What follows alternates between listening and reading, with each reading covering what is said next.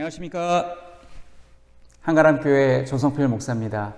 오늘 저는 자비의 열매에 대해서 강의를 할 때 이 성 프란치스코의 이 간증을 사용하여서 강의를 시작하려고 합니다. 어느 추운 눈 내리는 겨울밤이었습니다. 불을 끄고 막 잠을 청하려고 침대에 누웠는데 누가 문을 두드렸습니다. 프란치스코는 귀찮은 생각이 들었습니다. 그래도 명색의 그리스도인인데 찾아온 사람을 그냥 돌려보낼 수 없었습니다. 불편한 마음으로 잠자리에서 일어나 문을 열었습니다. 문 앞에는 험상궂은 나병 환자가 추워서 벌벌 떨며 서 있었습니다. 나병 환자의 흉측한 얼굴을 보고 섬뜩했습니다. 그래도 마음을 가라앉히고 정중하게 물었습니다. 무슨 일로 찾아오셨습니까? 죄송하지만 몹시 추워서 온몸이 꽁꽁 얼어 죽게 생겼어요. 몸 좀 녹이고 가게 해주시면 고맙겠습니다. 문득병 환자는 애처롭게 간청했습니다. 마음으로는 당장 안 된다고 거절하고 싶었습니다. 하지만 그리스도인으로 차마 그럴 수가 없었습니다. 마지못해 머리와 어깨에 쌓인 눈을 털어주고 안으로 안내했습니다. 자리에 앉자 살이 썩는 고름으로 심한 악취가 코를 찔렀습니다. 어떻게 식사는 좀 하셨습니까? 아니요. 벌써 사흘째 굶어 배가 등가죽에 붙었습니다. 프란치스코는 식당에서 아침 식사로 준비해둔 빵과 우유를 가져다 주었습니다.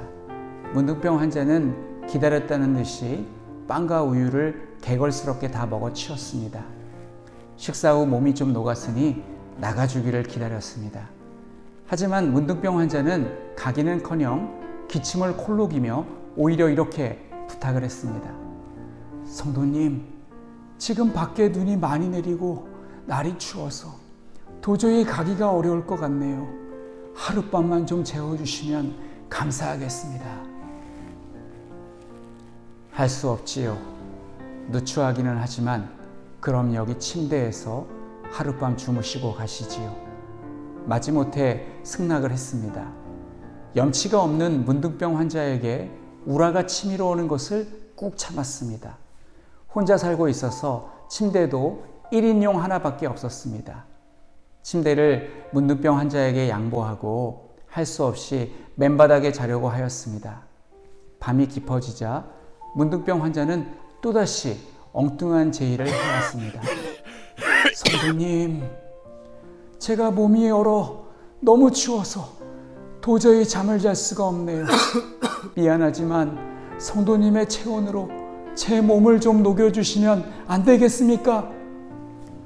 어처구니 없는 문득병 환자의 요구에 당장 자리에서 일어나 밖으로 내쫓아버리고 싶었습니다.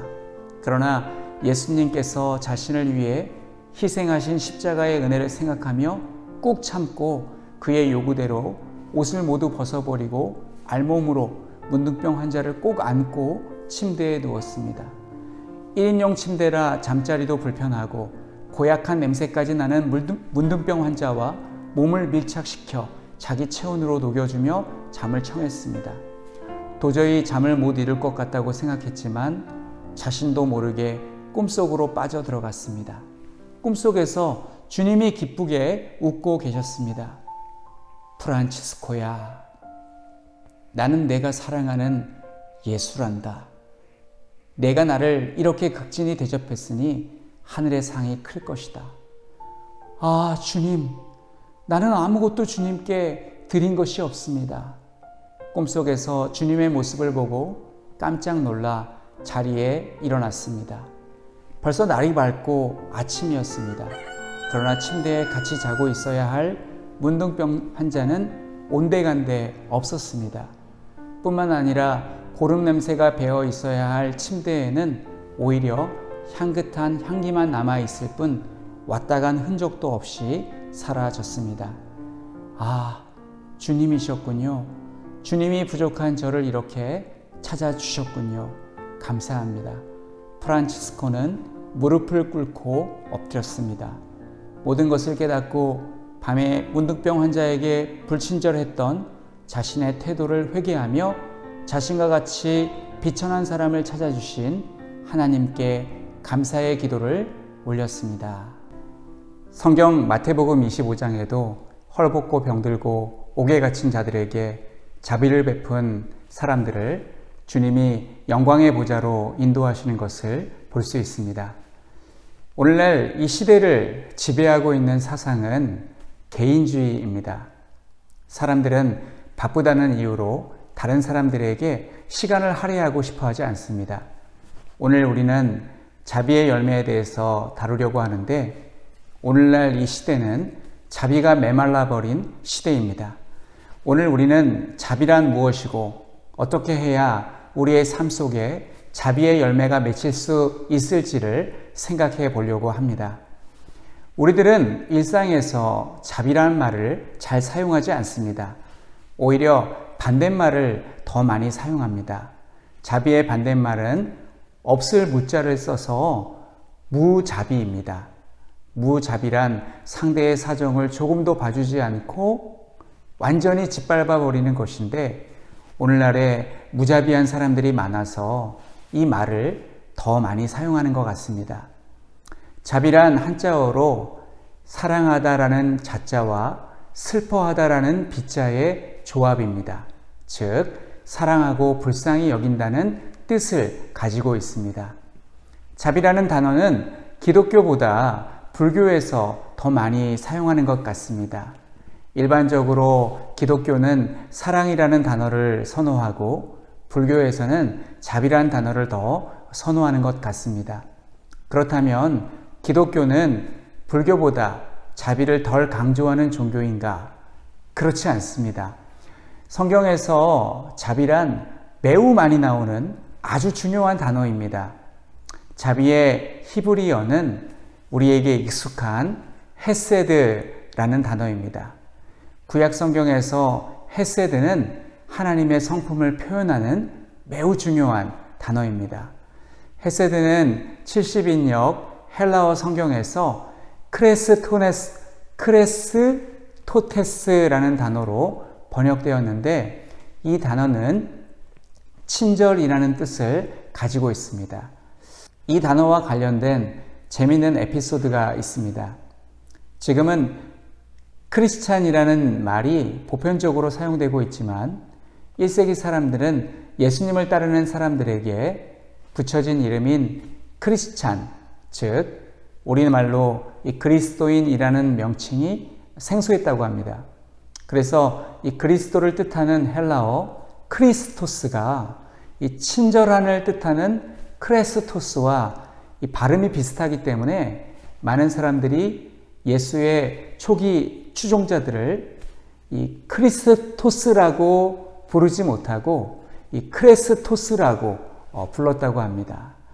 이 크리스토스는 그리스도인이라는 뜻이고 크레스토스는 친절한 사람이라는 뜻이기 때문에 완전히 다른 단어입니다. 그런데 사람들은 헷갈려서 그렇게 불렀다고 합니다.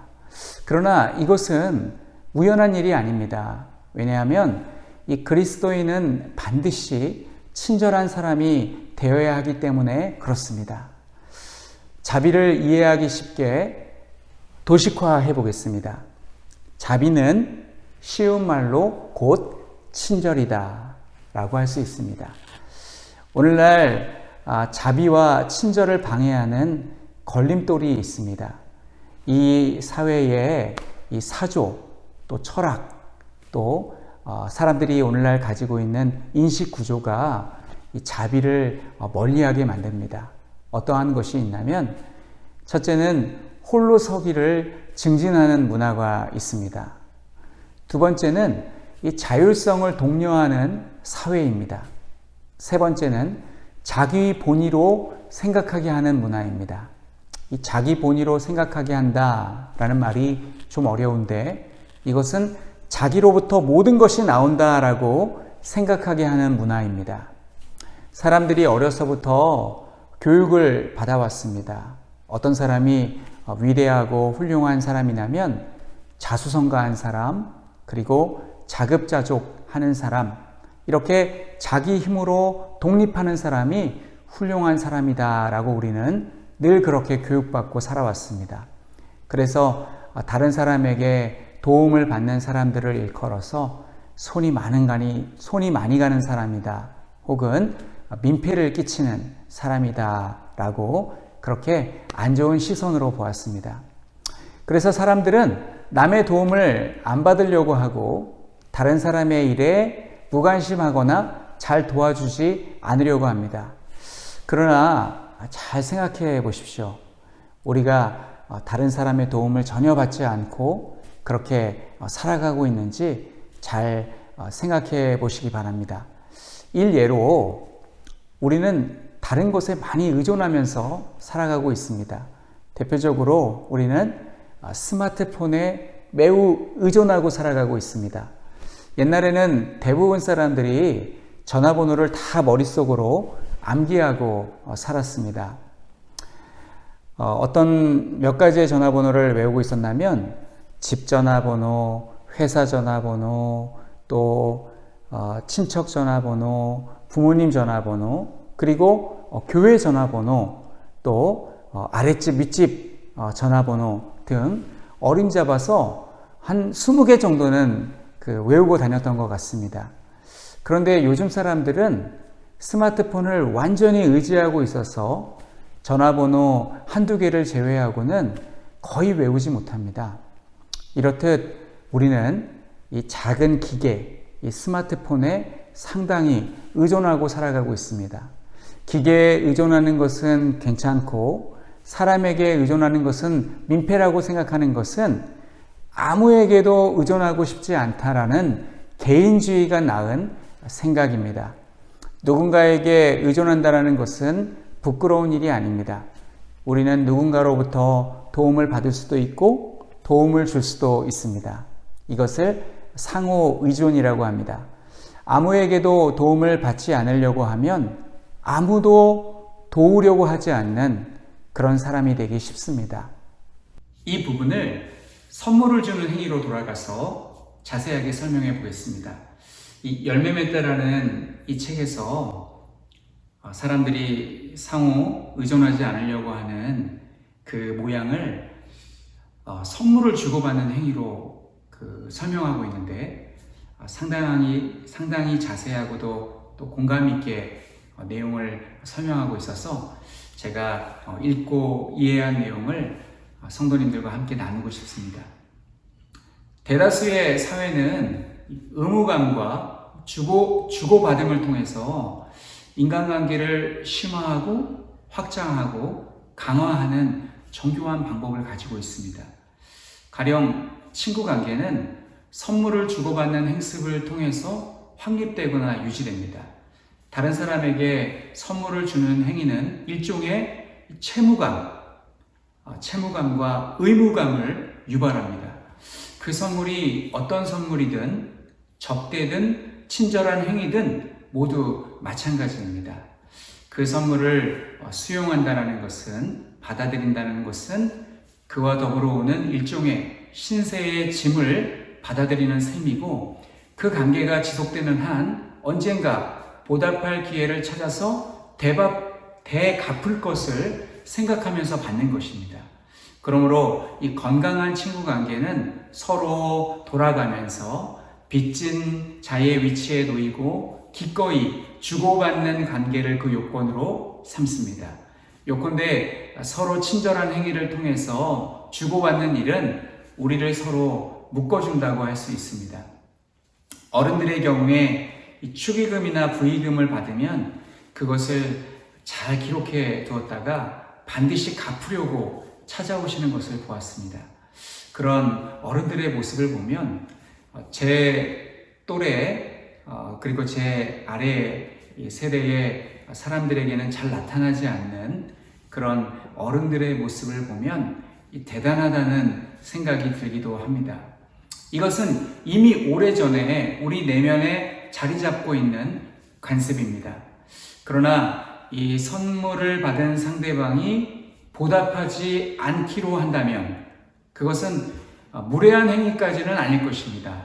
무엇을 받으려고 대가로 준 것은 아니기 때문에 그렇습니다. 그렇지만 그 안에는 현재 수준 이상으로 의식적으로든 아니든 관계를 더 이상 발전시킬 의향이 없다는 신호라고 우리는 받아들일 수 있습니다. 이와 비슷하게 너무 빨리 갚아버리려고 하는 것도 문제입니다. 가령 어느 날 친구에게 선물을 주었는데 그 친구가 바로 다음날 선물을 돌려주려고 찾아온다면 둘의 관계가 과연 건강한지 의심하는 게 당연합니다. 그런 행동은 당신에게 빚진 상태로 남아있기를 싫어한다는 표시이기 때문에 그렇습니다. 모든 관계는 어느 정도 신세를 지고 있기 때문에 그런 행동은 당신과 지속적인 관계를 맺고 싶지 않은 마음을 시사합니다. 그 친구는 재빨리 빚을 청산해야겠다라는 의사를 보임으로써 당신에게 신세진 상태로 있고 싶지 않고 어떤 식으로든 당신에게 묶여있고 싶지 않다는 신호를 보낸 셈입니다. 상대방에게 선물을 주었는데 상대방이 당장에 보답하려고 애쓰는 사람이라면 그것은 우리의 선물을 선물로 받지 않고 그것을 불편한 거래 같은 것으로 변질시켜 버리는 것입니다. 오늘날 현대인들은 이러한 거래에 너무나 익숙합니다. 거래란 무엇입니까? 가고 오는 것입니다. 영어로는 딜이라고 합니다. 내가 이만큼 주었으니 너도 나에게 이만큼 달라는 것입니다. 내가 준 만큼 상대방이 덜 주면 불공정 거래라고 합니다. 거래를 하는 사람들은 손해를 보지 않으려고 합니다. 상거래를 할 때 손해보는 사람을 호갱이라고 합니다. 우리 어르신들에게 좀 생소한 단어일 텐데 이 호갱이란 호구 고객의 줄임말입니다. 우리 어르신들도 이 호구라는 것이 무슨 뜻인지는 아시고 계실 거라고 생각합니다. 사람들은 호갱이 되지 않기 위해서 호구 고객이 되지 않기 위해서 물건을 구매할 때 가격을 다 알아보고 갑니다. 그리고 판매자에게 현혹되지 않으려고 정신을 바짝 차리고 가게에 들어갑니다. 이렇게 우리가 사는 이 사회가 서로 간에 이 거래로 그렇게 맺어진 그런 사회가 되었습니다. 하나님과의 관계도 마찬가지입니다. 우리는 하나님께 헌금을 드립니다. 헌금을 드릴 때 우리는 하나님과 관계를 거래로 변질시키고 있지는 않은지 자신을 돌아보아야 합니다. 하나님께 11조 헌금을 드릴 때 우리는 나의 모든 소유가 하나님의 것임을 인정하고 그러한 마음으로 10분의 1을 드리고 있습니까? 아니면 세금을 내듯이 11조는 내가 교회에 드리는 세금이라고 생각하면서 내 소유의 10분의 1을 떼어 드리고 있지는 않습니까? 이것을 구분할 수 있는 방법은 11조를 드린 후에 우리의 마음 상태를 체크해 보면 알 수 있습니다. 내 마음에 감사한 마음이 있는지 아니면 아까운 마음이 있는지에 따라서 그것이 진정으로 기쁨으로 드린 11조인지 아니면 억지로 드린 11조인지 우리는 구별할 수 있습니다. 내 수입에 감사하며 11조 헌금을 드리고 있다면 이것은 하나님께 대한 나의 감사의 표시이지만 마지못해 11조 생활을 하고 있다면 이것은 하나님과 나와의 관계를 복 주시는 분과 복 받는 자의 관계로 전락시킨 것입니다. 그래도 11조 생활을 안 하는 분들보다는 낫다라는 거, 그것으로 위안을 삼으시기를 바랍니다. 인간 관계도 마찬가지입니다. 현대인들은 모든 인간관계를 거래로 변질시키고 있습니다. 거래를 하는 사람들은 사회가 정해놓은 금액을 지불하면 자신이 할 도리를 다 했다라고 생각합니다. 이것은 사람 간의 이 자비가 없는, 이 애정이 없는 그러한 각박한 사회를 우리가 살아가고 있기 때문에 이런 생각을 하고 있는 것입니다. 예전에 제가 이 버스 정류장 근처에 있는 구멍가게에서 과자를 하나 사 먹은 적이 있습니다. 안타깝게도 그 구멍가게 주인 할머니는 건강이 악화되어서 지금은 폐업하시고 부동산이 지금은 들어와 있습니다. 거기서 제가 이 과자를 하나 샀는데 어렸을 때는 과자 한 봉지에 1,000원이면 다 살 수 있었습니다. 그런데 지금은 1,000원 가지고 사 먹을 수 있는 과자가 없습니다. 조그만한 봉지 과자를 하나 골라서 대금을 지불하려고 하는데 할머니께서 1,500원이라고 하시는 겁니다. 그래서 제가 할머니 과자가 너무 비싸요 라고 말씀을 드렸더니 할머니가 어이없으시다는 듯 저를 한번 쳐다보시더니 1,500원 줄 테니까 한번 이 과자 만들어 갖고 와봐 라고 말씀하셨습니다. 참 그때는 할머니가 참 재밌으시다 라고 생각을 하고 이제 돌아왔는데 생각해 보니까 이 1,500원 가지고서 제가 이 과자를 도무지 만들 재간이 없습니다. 그렇게 따지면 이 1,500원이라는 돈이 결코 비싸지 않다라는 생각을 했습니다. 왜냐하면 이 과자 한 봉지가 제 손에 들어오기까지 수많은 사람들이 수고했다는 것을 제가 알기 때문에 그렇습니다. 이와 같이 우리가 사는 사회는 상호 의존적입니다. 우리는 하나님과 다른 사람을 불필요한 존재로 만드는 생각을 경계해야 됩니다. 내 힘으로 모든 것을 내가 다 할 수 있다. 아무에게도 나는 의존하지 않고 살아갈 수 있다. 나는 혼자서 생각하고 혼자서 결정하고 혼자서 판단하고 혼자서 살아갈 수 있다 라고 생각하는 것, 이것에서부터 이제 무자비가 시작이 되는 것입니다. 우리는 다른 사람에게 애정을 베풀어야 합니다. 우리는 다른 사람들과 더불어 살아가야 합니다. 이것이 바로 자비의 시작입니다. 그러기 위해서 우리가 노력해야 할 것은 무엇일까요? 마지막으로 자비, 친절의 열매를 기르는 방법에 대해서 함께 나눠보겠습니다. 첫 번째는 하나님의 은혜를 기억하는 것입니다. 우리가 누리고 있는 모든 것은 하나님께로부터 받은 것이라는 것을 항상 기억해야 합니다. 이 점을 기억한다면 우리는 누구와도 자유롭게 자비와 친절을 주고받을 수 있습니다. 1만 달란트의 비유를 생각해 보십시오. 이 비유는 용서에 관한 비유의 말씀이지만 하나님께서 우리에게 얼마나 큰 은혜를 주셨는지 상기시켜주는 말씀이기도 합니다. 이 말씀이 보여주는 것처럼 우리는 1만 달란트를 탕감받았음에도 불구하고 100데나리온 빚진 자에게 인색한데 그 까닭은 하나님께로부터 1만 달란트를 받았다는 것을 망각했기 때문입니다. 모든 것이, 나에게 주어진 모든 것이 하나님의 은혜라고 생각한다면, 내가 하나님 덕분에 살아가고 있다라고 인정한다면 우리는 다른 사람에게도 자비로울 수, 친절할 수 있습니다. 두 번째는 깊은 관계를 형성하는 것입니다. 개인과 교회 중 어느 것이 더 중요한가에 대한 질문에 대한 답으로 계란이 먼저냐, 닭이 먼저냐는 식으로 접근하는 것은 우리가 교회를 잘못 이해하고 있기 때문에 그렇습니다. 성경에서는 개인과 교회와의 관계를 닭과 계란의 관계로 그렇게 묘사하고 있지 않습니다. 성경에서는 몸과 몸의 일부로 묘사합니다. 우리의 신체는 모두가 다 중요합니다. 우리 몸에 중요하지 않은 부분은 단 한 군데도 없습니다. 머리부터 발끝까지 다 중요합니다. 세상에 코가 필요 없다, 귀가 쓸데없다고 말하는 사람은 아무도 없습니다. 이와 같이 우리의 몸은 코, 귀 할 것 없이 손가락 하나, 발가락 하나, 모든 신체의 각 마디마디가 다 중요하고 다 요긴합니다. 다 자기 몫의 역할을 하고 있기 때문에 다 중요합니다.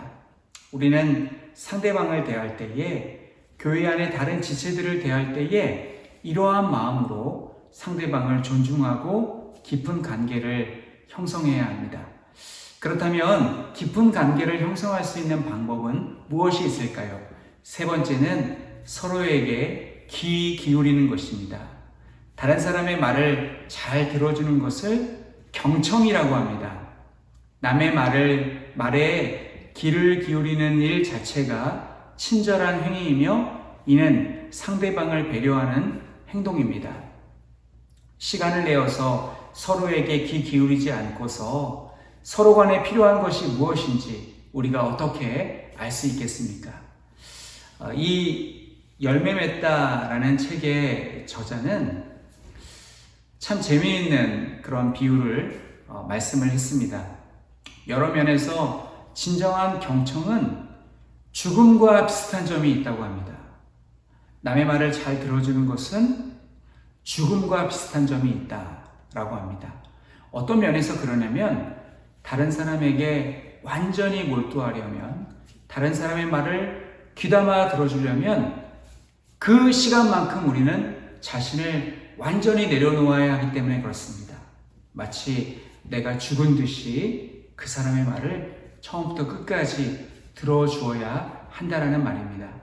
이렇게 함으로써 우리는 스스로를 하나님의 임재와 은혜의 도구로 내놓을 수 있습니다. 오늘 우리는 자비의 열매에 대해서 생각해 보았습니다. 자비의 열매를 천시하는 이 시대의 사조에 대해서 살펴보았고, 그리고 이 자비 친절이라는 열매를 기르기 위해서 우리가 실천할 수 있는 세 가지를 한번 생각해 보았습니다. 밤하늘이 어두우면 어두울수록 별이 더욱더 밝게 빛난다고 합니다. 우리가 살아가고 있는 이 시대는 다른 사람에게 자비와 친절을 기대하기 힘든 그런 어두운 세상에 우리가 살아가고 있습니다. 이 시대 사조의 영향으로 인해서 우리 기독교인들도 다른 사람에게 그렇게 친절을 베풀려고 하지 않습니다. 그러나 우리가 성령의 열매인 자비, 이것을 우리 삶 가운데 맺어야 한다고 생각을 한다면 우리는 이웃에게, 다른 사람에게 더욱더 친절해야 한다고 생각합니다. 친절을 통해서 자비의 열매를 맺으시는 삶을 사시는 우리 모든 한가람의 성도님들이 다 되시기를 간절히 바랍니다. 오늘 온라인 유튜브 성경 강좌 시청해 주신 성도님들에게 다시 한번 감사의 말씀을 드리면서 오늘 강의를 마치고자 합니다. 감사드립니다.